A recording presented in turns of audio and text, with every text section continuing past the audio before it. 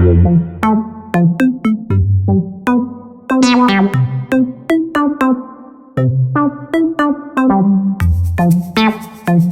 hari ini kita akan melanjutkan materi yang sudah kita lalui, dan hari ini kita akan belajar tentang tujuan pembelajaran.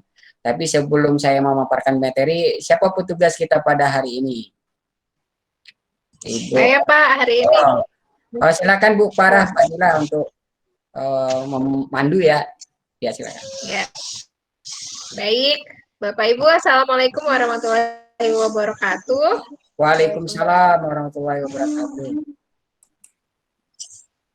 Ya, kita akan memulai pembelajaran kembali Bapak Ibu untuk mendapatkan keberkahan dari Allah Subhanahu wa taala. Kita membacakan basmalah. Bismillahirrahmanirrahim. Kemudian kita langsung masuk aja ke materi yang akan disampaikan oleh Pak Ardiliansyah. Silakan Pak Ardiliansyah. Ya, terima kasih Bu Farah Fadila ya. Jadi ibuku semuanya yang hebat. Jadi pada kesempatan ini mungkin tanpa membuang waktu ya. Jadi langsung saya nanti saya share screen di situ nanti materinya kita hari ini yaitu konsep tujuan pembelajaran. Saya share screen dulu ya Bu, ibu-ibu sekalian ya. Ya Pak.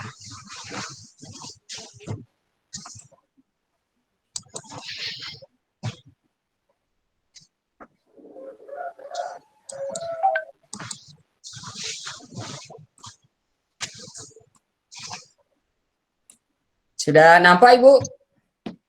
Sudah Pak, sudah terlihat. Ya. Jadi pada kesempatan ini nanti kita belajar tentang konsep tujuan pembelajaran. Tentunya tujuan pembelajaran yang jelas tidak asing lagi bagi kita sebagai guru untuk mengajar di kelas. Nanti terkait dengan materi ini, insya Allah nanti kita akan bahas bersama-sama Bapak Ibu ya. Kita akan mereview kembali apa-apa yang sudah kita dapatkan. Nanti kita sesuaikan dengan mana sih konsep tujuan pembelajaran pada saat kita kemarin K13, kemudian dan konsep tujuan yang ada di kurikulum sekolah penggerak yang sedang kita alami secara bersama-sama ini. Jadi ini, saya juga mengingatkan kepada kita semuanya, pelatihan ini akan lanjut ya. Kita tetap semangat, ayo tetap semangat belajar sebagai guru penggerak, guru hebat, dan guru hebat untuk semua. Nah, sebelum nantinya setelah kita mengikuti IHT ini atau pelatihan ini, ada beberapa hal nanti yang perlu kita sepakati di kelas kita ya. Ini mengulang lagi ya, sebelumnya sudah disampaikan. Jadi beberapa kesepakatan kelas kita, yang pertama tuh hadir tepat waktu, mudah-mudahan bisa ya Bapak Ibu sekalian ya. Yang kedua, menghargai sesama jika nanti ada narasumber atau fasilitator ya berbicara, diharapkan yang lain untuk menyimak, diam ataupun silent ya. Nanti juga fokus pada materi yang dijelaskan oleh narasumber ya, tapi saling berbagi nanti pemateri. Kemudian jika ingin bertanya nanti disilakan raise hand atau boleh ketik di kolom chat. Tapi untuk kita karena jumlahnya tidak terlalu banyak, kita nanti bisa interaktif juga boleh. Kemudian yang penting kita bersama-sama tertib dan tidak mengganggu peserta yang lain. Baiklah Bapak Ibu sekalian, jadi langsung saja kepada materi kita yaitu konsep tujuan pembelajaran. Nah, sebelum ke konsep pengertian konsep tujuan pembelajaran, siapa nih dari Bapak Ibu yang tahu tentang apa tuh tujuan pembelajaran sih? Ada yang bisa? Silakan. Tujuan pembelajaran itu kan tentang apa yang mau kita capai Pak, misalnya dari aspek pengetahuan, keterampilan. Setahu saya itu Pak. Oh ya, bagus dari Puara. Boleh yang lain kalau ingin memberikan gagasan juga atau ide tentang dari Bu Wahyu, boleh silakan. Kalau tujuan pembelajaran ini Pak, kita kan ingin tahu tujuannya untuk mengetahui kompetensi siswa gitu ya Pak ya. Oh betul, bagus Bu. Jadi apa yang sudah disampaikan Ibu Para dan Ibu Wahyu tadi semuanya betul. Nah, pengertiannya ya, sama-sama kita udah tahu. Jadi tujuan pembelajaran itu tadi sudah disebutkan, merupakan deskripsi pencapaian 3 aspek kompetensi, yaitu pengetahuan, keterampilan, dan sikap yang diperoleh siswa dalam suatu atau lebih kegiatan pembelajaran. Jadi mungkin pembelajaran kita lakukan beberapa kali. Nah, disusun secara kronologis berdasarkan urutan pembelajaran dari waktu ke waktu yang menjadi prasyarat menuju capaian pembelajaran. Nah, itu tujuan pembelajaran. Selanjutnya, nah di dalam tujuan pembelajaran tadi ada bahasa ini saya garis tanda merah kompetensi. Nah, kompetensi juga tidak asing bagi kita semuanya. Apa sih itu, Bapak Ibu, Ibu sekalian? Kompetensi itu apa sih? Siapa yang bisa memberikan jawaban? Silakan. Kalau kompetensi itu kalau di K13 itu kan di apa ya? Diwujudkannya tuh menggunakan KKO ya Pak. Kayak Betul. misalnya yang mengacu pada taksonomi Bloom itu, yang misalnya kayak C1, C2, C3 itu Pak. Jadi itu apa aja tuh kata kerjanya. Yang di situ kompetensi itu berarti kompetensi kalau bahasa Indonesia kemampuan ya Pak. Betul. Oke, diwujudkan dalam Iya, KKO. Kak. Seperti itu. Kalau Ibu Wahyu punya pendapat lain atau sama dengan Bu Farah? Idem aja Pak, kemampuan Oh, pokoknya Pak. idem, ya. Kalau saya juga si idem juga sih kalau semuanya idem. Nah, jadi kompetensi kalau secara pengertiannya ya mungkin ini sama juga yang disebutkan oleh Ibu Farah tadi. Jadi kompetensi itu kemampuan, tadi benar sudah disebutkan tadi katanya kemampuan yang dapat didemonstrasikan oleh siswa atau diaktualisasikan dalam bentuk produk atau kinerja baik abstrak maupun konkret ya, yang menunjukkan siswa itu telah berhasil mencapai tujuan pembelajaran. Nah, digunakan tadi kata KKU tadi juga ya.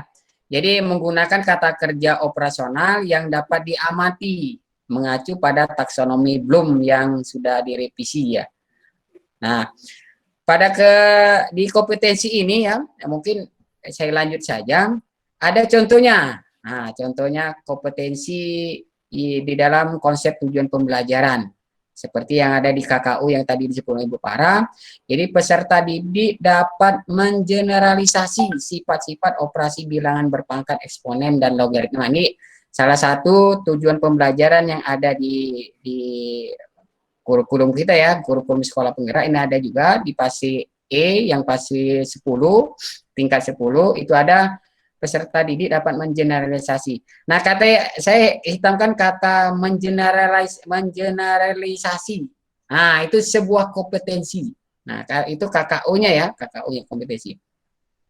Nah, saya tambahkan juga di sini Bapak Ibu sekalian sebagai pengetahuan di kurikulum sekolah penggerak itu ada elemen kompetensi dan elemen konten nantinya. Nah, di elemen kompetensi yang diharapkan dalam tujuan pembelajaran di sekolah penggerak, di antaranya itu kalau kita lihat di kurikulum sekolah penggerak yang sudah diedarkan tapi belum given ya, belum istilahnya belum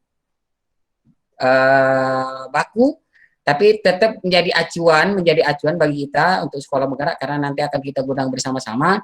Contoh elemen kompetensi yang nanti akan dipelajari yaitu tentang terkait dengan pemahaman, kemudian penalaran dan pembuktian, yang ketiga itu pemecahan masalah, yang keempat komunikasi dan representasi, yang kelima itu koneksi. Nah, itu nanti elemen kompetensi yang akan ada di dalam kurikulum sekolah penggerak. Mungkin nanti akan kita Kemendikbud akan menyempurnakan dan mudah-mudahan kita akan mendapatkan hasilnya saja given dari mereka gitu ya. Nah, selain dari kompetensi, aspek tujuan pembelajaran itu ada 3 di kurikulum penggerak ini. Kurikulum sekolah penggerak. Yang pertama ini kompetensi. Yang kedua adalah konten. Nah, kalau konten ini kata-kata konten kan tidak sudah familiar bagi kita semua ya konten ya. Coba penjelasan konten dalam tujuan pembelajaran itu yang mana Bapak Ibu sekalian? Ada ya, silakan yang ingin menjelaskan, boleh. Konten itu ilmu pengetahuan inti atau konsep utama, Pak. Oh, Bu Wahyu ya. Oke. Tidak salah Bu Wahyu, artinya benar ya. Kalau Ibu Parah apa sih konten itu? Konten itu kayak YouTuber itu Pak yang bikin apa ya, dia mau bikin video terus isinya apa nih, apa intinya apa dari videonya dia itu, apa yang mau disampaikan. Jadi intinya lah Pak. Oh, intinya ya, secara umum inti itu ya. Ya Ya Pak. betul juga Bu Farah, tidak salah. Nah, jadi pengertian konten itu sendiri di dalam secara komponen di dalam tujuan pembelajaran, apa yang disampaikan Ibu Wahyu tadi betul. Nah, Ibu Farah juga tadi menambahkan juga betul juga. Jadi konten itu ilmu pengetahuan inti atau konsep utama yang diperoleh siswa melalui pemahaman selama proses pembelajaran di akhir satu unit pembelajaran. Nah, nanti kita akan bertemu dengan satu unit pembelajaran, mungkin modul ajar ya. Modul ajar itu sering nanti dikena kita pemilihannya RPP, rencana pembelajaran ya. Nah, di kurikulum sekolah penggerak itu contoh konten atau elemen konten. Tadi kita udah elemen kompetensi ya Bapak Ibu sekalian, ada elemen konten. Nah, elemen konten yang ada di pelajaran matematika yang nanti kita ampu secara umum ya, itu ada 5. Nah, di antara yang pertama yaitu bilangan. Nah, bilangan yang jelas kontennya atau konsep pengetahuan yang akan dipelajari di dalam bilangan itu eksponensial, kemudian logaritma, sistem tidak sama linear 2 variabel, fungsi kuadrat, barisan, dan deret. Itu di kelompok bilangan, konten bilangan. Tapi konten sebenarnya eksponensial. Kemudian nanti geometri. Nah, geometri dapat dipelajari. Ini kita lihat di yang fase 10 ya, fase kelas 10 SMA nanti yang akan kita langsung terjun langsung karena tahun pertama. Nah, di geometri itu kontennya itu tentang perbandingan trigonometri, perbandingan trigonometri. Kemudian yang selanjutnya adalah fungsi. Nah, fungsi biasanya fungsi kuadrat, fungsi eksponensial itu kontennya. Ilmu pengetahuan yang akan dipelajari. Kemudian ada elemen konten analisis data dan peluang. Nah, kalau analisis data biasanya belajar tentang statistik ya. Di statistik itu seperti Bapak Ibu ketahui pasti kita belajar namanya 5 serangkai rasanya ya bahasanya ya. 5 serangkai statistik. Nah, 5 serangkai Pak. Ya, 5 serangkai ya, saya lupa 5 serangkai gitu ya. 5 serangkai itu rata-rata min ya, nilai tengah median, data yang sering muncul modus, kuartil 1 dan kuartil 3. Nah, itu 5 serangkai statistik dan nanti peluang. Nah, inilah konten yang akan dipelajari yang kita akan bersama-sama sampaikan kepada teman-teman peserta didik kita yang baru karena ini kurikulum yang baru ya. Nah, ini yang nanti akan saya sampaikan. Saya tidak tahu apakah ada perbedaan atau tidak dengan kurikulum K13 sebelumnya. Nanti kita kaji secara bersama ya, sama ya konten-kontennya. Nah, selanjutnya Bapak Ibu, ini baru konsep tujuan pembelajaran yang kedua. Yang pertama tadi kompetensi, yang kedua konten. Nah, yang ketiga ada namanya variasi. Gitu, variasi. Apa sih maksud variasi? Yang kata variasi kan biasa familiar itu kita dengar. Apa sih maksud variasi dalam tujuan pembelajaran? Jadi silakan Bapak Ibu yang belum pernah nih yang menyampaikan gagasan dan ide, pendapat, yuk diaturi, silakan. Boleh? Kalau tidak kembali ke Bu Farah atau Bu. Nah, ya silakan Bu Farah. Saya lagi Pak. Boleh. Variasi itu kan bahas asal katanya dari vary, jadi bermacam-macam Pak. Jadi maksudnya yang bermacam-macam itu adalah keterampilan matematikanya yang bermacam-macam. Misalnya keterampilan berpikir kreatif, berpikir kritis, seperti itu, mengevaluasi, menganalisa. Jadi yang bermacam-macam seperti itu Pak. Ya betul, itu ide dari Bu Farah. Silakan yang lain boleh. Kalau ingin menambahkan dari Ibu Farah, ya boleh Bu Wahyu silakan. Kalau menurut saya variasi itu sesuatu yang berbeda gitu, Pak. Oh, betul. Variasi berbeda-beda ya. Tadi varian ya, banyak pilihan ya. Nah, Iya, coba kita lihat yang sesuai dengan penjelasan dari materi ya. Semuanya udah benar juga. Nah, variasi itu maksudnya eh, tadi sampai Ibu Bara sudah benar sih. Jadi sebuah keterampilan berpikir apa saja sih yang perlu dikuasai oleh peserta didik kita ya, siswa ya. Saya juga bingung nih menyebutnya siswa atau peserta didik. Dulu punya aturan harus nyebut peserta didik, nggak lagi siswa ya.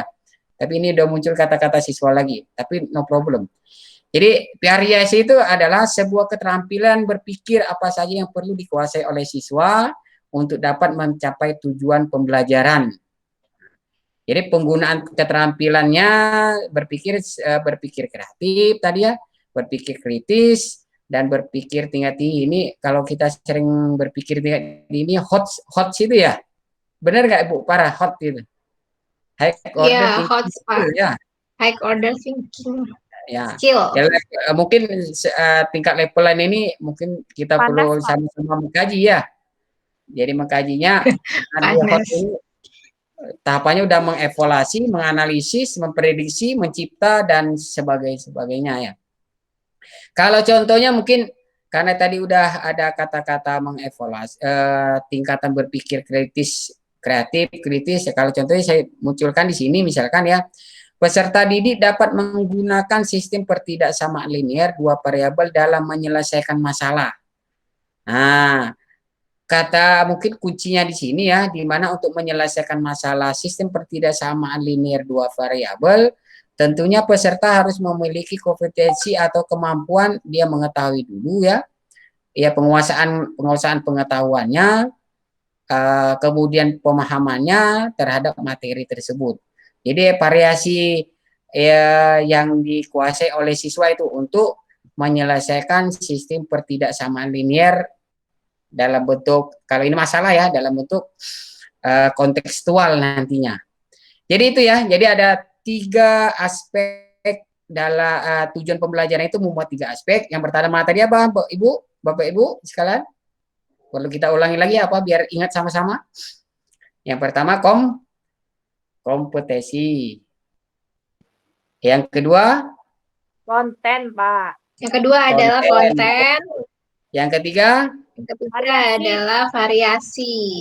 Alhamdulillah, kita mudah-mudahan kita ingat ya. Nanti kalau ada ujian nanti kita ingat nih 3 aspek tujuan pembelajaran itu ada 3. Nah, coba kita rangkumkan ya untuk membuat contoh tujuan pembelajaran yang memuat 3 aspek yang dijelaskan. Nah, jadi ini yang perlu kita pahami bersama-sama, Bapak Ibu sekalian ya, Ibu-ibu sekalian. Jadi kalau kita lihat di fase E di kelas 10A SMA ya di kurikulum sekolah penggerak yang diedarkan tapi belum given, belum masih dalam penyempurnaan. Contoh di situ peserta didik dapat menggambar daerah penyelesaian pertidaksamaan linear dua variabel sesuai dengan prosedur. Nah, coba nanti kita pilih coba lihat nih catatan yang saya warna kuning ini menggambar. Nah, menggambarnya menunjukkan apa menggambar? Ini menunjukkan kompetensi, keterampilannya, keterampilan ya, benar ya, kompetensi itu Bapak Ibu ya. Kemudian daerah penyelesaian. Nah, penyelesaian pertidaksamaan linear variabel ini adalah kontennya, materi yang akan dipelajari. Nah, gitu. Nah, kemudian ada lagi sesuai dengan prosedur. Nah, prosedur itu mungkin kategori variasi ya.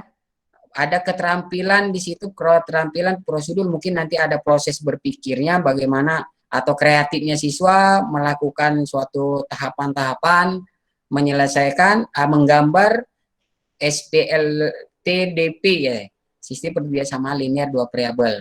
Nah, ini Bapak Ibu ya. Nah, contoh yang kedua misalkan ya, contoh yang kedua, peserta didik dapat menentukan perbandingan trigonometri dan memecahkan masalah yang melibatkan segitiga siku-siku. Nah, di sini ya. Ya, coba nanti kita koreksi Bapak Ibu ya, kalau saya yang keliru ya kita sama-sama di sini berbagi, bukan maksud saya menggurui ya. Coba Bapak Ibu yang benar menentukan itu kita kategorikan kompetensi di situ.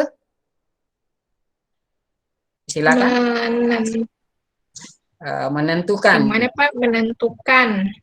Oh, itu kompetensi ya? Kayaknya udah KKO belum ya Pak? Karena ini saya ambil di ini Ibu sekalian, saya ambil yang di kurikulum sekolah penggerak. Jadi dia bahasa emang seperti ini peserta didik dapat menentukan ya Pak. Gitu ya? Iya. Nah, ya, Pak, mungkin nantinya nanti di ATP-nya ya, di tujuan pembelajaran nanti dicapai pembelajaran mungkin kita breakdown lagi ya, kita uraikan lagi menentukan breakdown lagi ya Pak. Ya betul. Tapi ini yang ada di kurikulum penggerak. Tapi maksudnya menentukan itu kompetensi ya, kompetensi. Iya benar Pak. Kemudian, nah perbandingan trigonometri yang jelas konten itu ya, materinya itu ya. Nah, kemudian memecahkan masalah nih, saya bingungnya nanti memecahkan masalah. Tapi memecahkan masalahnya terkategori yang ini Bapak Ibu sekalian. Ada yang punya masukan nggak, saran untuk memecahkan masalah ini? Dia terkategori kompetensi atau variasi?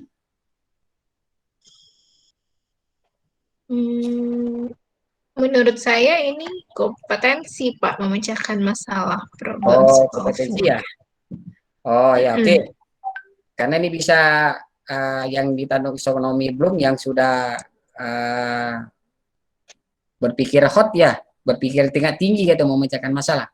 Kemudian yang melibatkan segitiga siku-siku. Nah, segitiga siku-siku ini maksudnya bukannya materi segitiga siku-siku ya, tapi di situ ada pemahaman dan ada keterampilan bagaimana nanti mencari luas segitiga siku-siku, mencari bagian atau sisi miring, sisi tegak, sisi samping ya. Nah, itu nanti keterampilan di situnya. Jadi itu variasi keterampilan berpikir kritisnya, dia menggunakan sisi-sisi dan sudut-sudut yang ada dalam segitiga. Nah, mungkin itu Bapak Ibu ya. Mudah-mudahan bisa dipahami untuk materi tentang konsep tujuan pembelajaran. Nah, oke, kalau sampai di sini ada pertanyaan atau tidak? Jelas, pertanyaan Pak, dikit aja. Kalau tidak ada pertanyaan, nanti kita lanjut saja ya, penguasaan konsep ya, boleh? Ya itu saja, silakan Bu Farah untuk mengakhiri pertemuan kita pada kesempatan yang berbahagia ini. Terima kasih Bu Wahyu dan Ibu Farah yang sudah membersamai pertemuan kita pada hari ini. Dan sekali lagi saya ucapkan terima kasih dan saya tutup. Assalamualaikum warahmatullahi wabarakatuh. Saya serahkan Bu Farah untuk menutup. Waalaikumsalam warahmatullahi wabarakatuh. Terima kasih Pak Ardi sudah memberikan penjelasan dan kuisis yang menarik sekali. Menarik ya kuisis buat kita aja ya, apalagi buat anak didik kita. Kita masih sempat untuk ice breaking nggak ya Pak? Boleh ditutup aja dulu Bu Farah ya. Oh, ditutup aja ya. Oke. Baik, demikian teman-teman. Ya, demikian teman-teman materi kita pada hari ini. Kita tutup acara kita dengan mengucapkan hamdalah, alhamdulillah rabbil alamin dari saya. Mohon maaf bila ada kesalahan. Assalamualaikum warahmatullahi wabarakatuh. Waalaikumsalam warahmatullahi wabarakatuh. Pamit ya semuanya. Terima kasih.